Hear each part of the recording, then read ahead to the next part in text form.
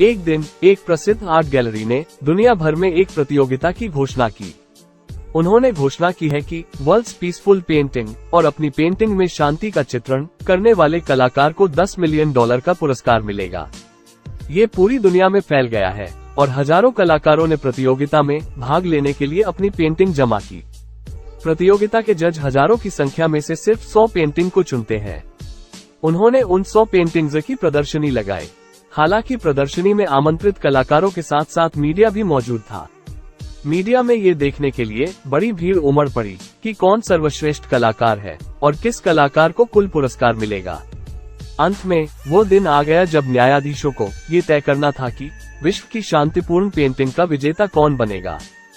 इसे देखने के लिए काफी लोग जमा हो गए।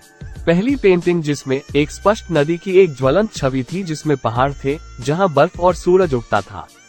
एक और रेखाचित्र था जिसमें कलाकार ने पुल पर पूर्णिमा की रात को दिखाया था।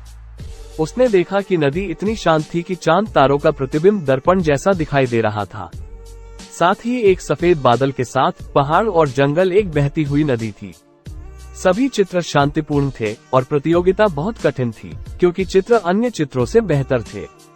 हालांकि जजों के लिए शांति को दर्शाने वाली सबसे खूबसूरत पेंटिंग का वर्णन करना काफी मुश्किल था। वो पल आया जब जजों ने फैसला किया कि किस पेंटिंग को पुरस्कार दिया जाए और उसे पर्दे के पीछे रख दिया। कई लोग मीडिया के साथ बैठे थे और वे सभी इस बात को लेकर उत्सुक थे कि किस पेंटिंग को प्रथम पुरस्कार दिया जाएगा। पर्दे हटा दिए गए और जैसे ही लोगों ने पेंटिंग को देखा तो वे सभी चौंक गए क्योंकि पेंटिंग में शांति नहीं दिख रही थी। सभी को लगा कि इस पेंटिंग को चुनने में जजों से गलती हो गई है। आर्ट गैलरी के मालिक ने ये कहते हुए जवाब दिया कि जजों ने गलती नहीं की थी और वो पेंटिंग विजेता थी। मालिक की प्रतिक्रिया में सूचीबद्ध होने के बाद सभी कलाकार गुस्से से भरे हुए थे और उस पेंटिंग का जवाब चाहते थे। वो पेंटिंग विजेता कैसे हो सकती है?